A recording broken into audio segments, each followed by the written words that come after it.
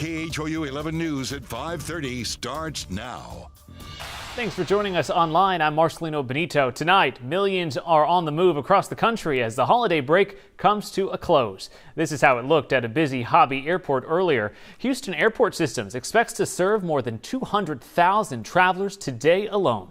So far, there are no reports of any issues at either Hobby or Bush airports. The TSA today expects to screen a staggering 2.9 million people across the country. That is the most in the agency's 20-plus year history. Now, bad weather in the Northeast and Midwest could impact folks' travel plans. This is video out of Wichita, Kansas, where folks are digging out from a storm that dropped nearly 8 inches of snow on the city yesterday. Let's bring in meteorologist Pat Kavlin for more on the travel weather across the country. So, Pat, how's it looking out there? Yeah, so we always know that even if a problem's not happening where we are, that doesn't mean that our flights aren't going to be impacted. So, of course, if you're going anywhere tonight, check ahead. But so far, so good. Live look here over downtown, 61 the high temperature today. So it was a chilly day. It's going to be even colder as we get into tomorrow. This morning, we started at 56. We're going to be about 20 degrees colder than that getting into tomorrow morning. Temperatures right now, though, pretty comfortable. We're in the low to mid 50s for most spots, 60 still on the island with mainly clear skies. Those clear skies will set the stage for a cold night tonight. This evening, if you're headed out, a jacket is the way to go. Mid 50s to the upper 40s by 10 p.m.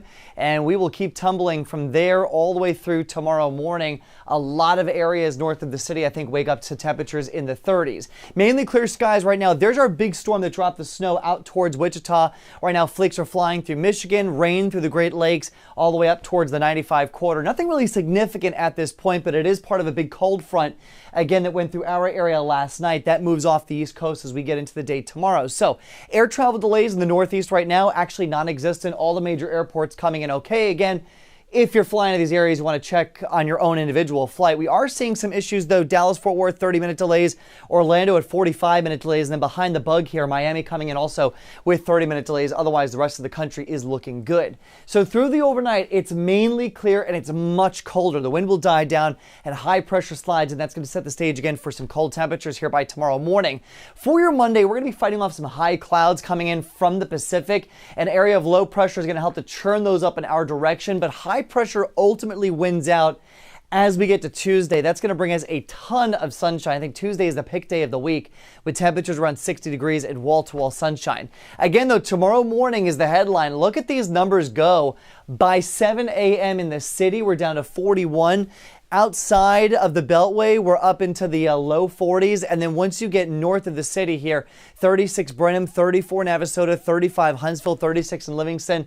Would not be surprised to see some frost in some local spots. And then low to mid 40s once you get south of the city. So there's Future Track again tomorrow morning. It's a chilly start. Couple high clouds there south of the city. Otherwise, to the north, it's mainly clear.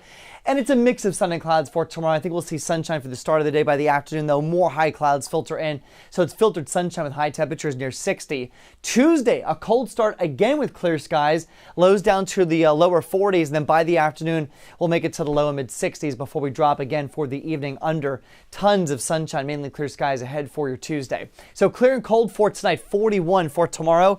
Few clouds, it's brisk.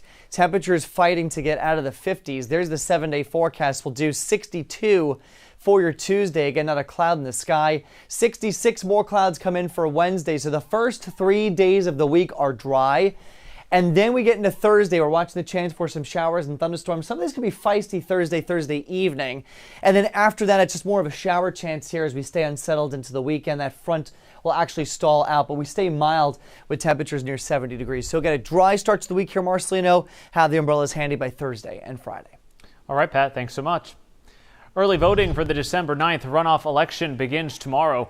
Races for Houston mayor, city controller, and several city council seats will be decided. Now, for a list of polling places, key dates, sample ballots, and more, just text the word VOTE to 713-526-1111, and we'll text you back a link to the KHOU 11 voter guide.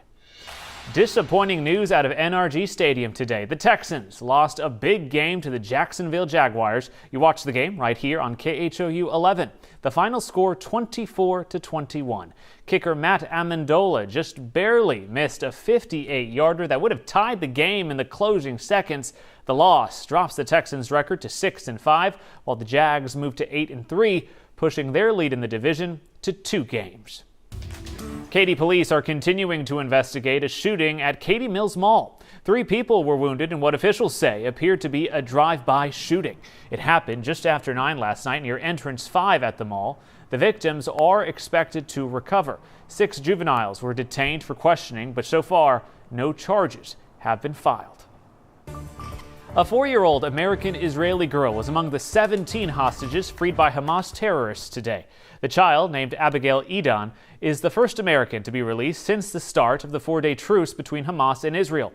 Her parents were killed during the October 7th attack by Hamas. Natalie Brand has more on the hostages and the war. 4-year-old Abigail Moore, the youngest American hostage in the grips of Hamas, was freed Sunday in the latest handover from the terror organization.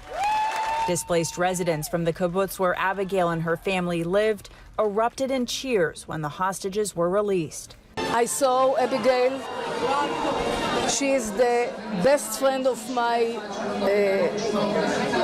granddaughter.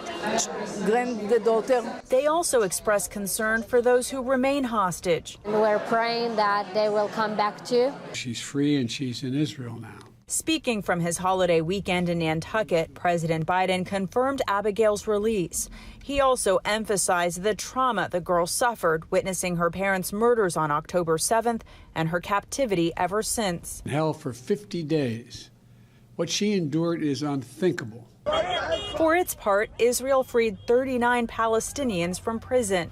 A 4th exchange is expected Monday, the last day of the current 4-day truce deal.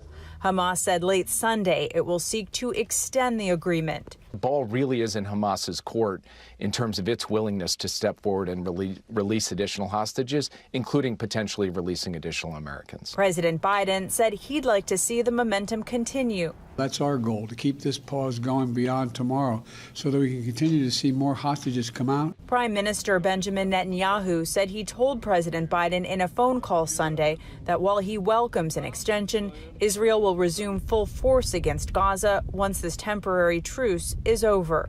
Natalie Brandt, CBS News, Washington. And that's all for now. Thanks for watching our webcast. Pat and I will be back on TV tonight at 10. We'll both see you then.